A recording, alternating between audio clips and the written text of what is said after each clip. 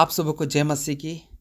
मेरे प्रियो, आज का ये वीडियो एक प्रश्न के साथ में आरंभ करना चाहूँगा कि क्या आप जानते हैं कि आदम कौन सी स्थिति में था। क्या आप जानते हैं कि आदम के पास परमेश्वर ने ऐसी कौन सा हथियार दिया था जिससे वो पृथ्वी पर पूरा राज्य करता था या करने वाला था, जो आज हमारे पास केवल मात्र प्रभु यीशु के द्वारा ही संभव है। जब हम उत्पत्ति की पुस्तक उसका 1 अध्याय 26 पद पढ़ते हैं तो वहाँ पर इस प्रकार लिखा हुआ है कि परमेश्वर ने कहा, हम मनुष्य को अपने स्वरूप के अनुसार अपनी समानता में बनाएं और वे समुद्र की मछलियों और आकाश के पक्षियों और घरेलू पशुओं और सारी पृथ्वी पर और सब रेंगने वाले जंतुओं पर जो पृथ्वी पर रेंगते हैं अधिकार रखें। ये वचन हमें बताती है कि परमेश्वर ने चिंता किया, परमेश्वर ने एक प्लान किया कि मनुष्य को अपने स्वरूप और समानता में बनाएं, लेकिन मनुष्य को बनाने के बाद उसको हम अधिकार दें कि वे समुद्र की मछलियों के ऊपर, वो जितनी बड़ी भी मछली हो सकती है, लेकिन उसके ऊपर आदम और हवा अधिकार रखे, और आकाश के पक्षियों के ऊपर, चाहे वो पक्षी आदम से कितनी भी दूर क्यों ना उड़ रहा हो, चाहे वो कितना भी छोटा क्यों ना हो, चाहे वो कितना भी बुद्धिमान पक्षी क्यों ना हो, वो आदम के अधिकार के नीचे रहे। और घरेलू पशुओं और सारी पृथ्वी पर और सब रेंगने वाले जंतुओं पर जो पृथ्वी पर रेंगते हैं अधिकार रखे। परमेश्वर ने आदम को एक बहुत बड़ा प्लानिंग के साथ बनाया था कि ये आदम पृथ्वी पर राज करे, उसके बातों को हर कोई माने, उसके सम्मुख में हर कोई झुके, क्योंकि वह मेरा समानता में और मेरे स्वरूप में बनाया गया व्यक्ति है।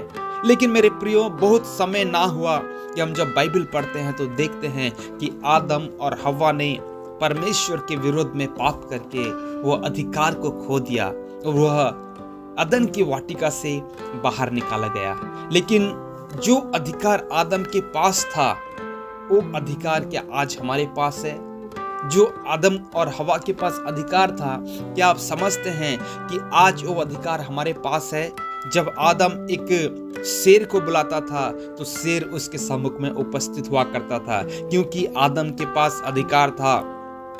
जब वह बड़ी से बड़ी मछलियों को अपने पास बुलाता था तो बड़ी से बड़ी मछलियां उसके सम्मुख में आया करते थे, बड़े से बड़े जानवर उसके सम्मुख में आया करता था, उसके बातों को सुना करता था, उसके अधीन में था, क्योंकि परमेश्वर ने प्लानिंग किया कि मैं आदम और हवा को अधिकार दूं और वे पृथ्वी पर हर एक बातों के ऊपर में अधिकार रखें। आज प्रश्न ये है कि क्या हमारे पास वो अधिकार है? हम जब किसी पशु को बोलते हैं कि तुम यहाँ से चले जाओ, तो क्या वो पशु जाता है? क्या किसी को हम कोई पक्षी को बुलाते हैं कि तुम मेरे पास आओ, तो क्या वो पक्षी आता है? क्या हम संसार की बहुत बातों के ऊपर में अधिकार रखने वाले व्यक्ति हैं? जब हम अपने अंतर में जांचते हैं तो हम पाते हैं कि हमारे पास किसी भी प्रकार से वो अधिकार नहीं है। हाँ, एक समय था जब परमेश्वर ने आदम और हवा को अधिकार दिया था, लेकिन समय के गुजरते आदम और हवा ने वो अधिकार को नष्ट किया, और उसका परिणाम ये हुआ कि हम जो उसके संतान हैं, हम उस अधिकार के नीचे नहीं, हम उस अधिकार को खो दिए हैं, क्योंकि हमारी कोई नहीं सुनता, हमारी बातों के अधीन कोई नहीं है, हम किसी बातों को अपने अधीन में नहीं कर पा रहे हैं जिस प्रकार परमेश्वर ने चाहा था। तो वो अधिकार हमें किस प्रकार मिल सकता है? वो अधिकार हमें कौन दे सकता है? बाइबल जब हम पढ़ते हैं तो वहां पर लिखा हुआ है कि प्रभु यीशु ही वह व्यक्ति है जो हमें अधिकार दे सकता है।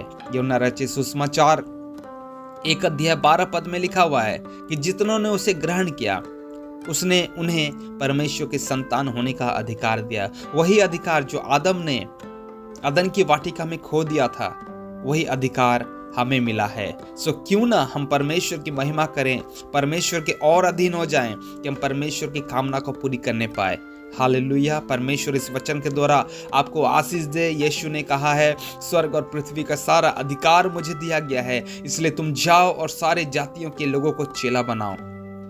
आज प्रभु यीशु मसीह वो अधिकार को रखने वाला है और हमें भी उस अधिकार के अंतर्गत लाना चाहता है कि हम भी इस पृथ्वी के ऊपर में बड़े से बड़े कामों को करें। लेकिन प्रश्न ये है कि क्या हम प्रभु यीशु मसीह के अंतर्गत होंगे? हम क्या प्रभु यीशु के अधीन होंगे? यदि प्रभु यीशु के अधीन होंगे तो वह अधिकार आज परमेश्वर यीशु मसीह के द्वारा हमें दे रहा है। परमेश्वर इस वचन के द्वारा आपको आशीष दे, आप अपने अधिकार में बढ़ते जाएं, आप प्रभु के कार्य में बढ़ते जाएं और आपकी नहीं प्रभु यीशु की, पवित्र आत्मा की और परमेश्वर पिता की महिमा होती चला जाए। God bless you.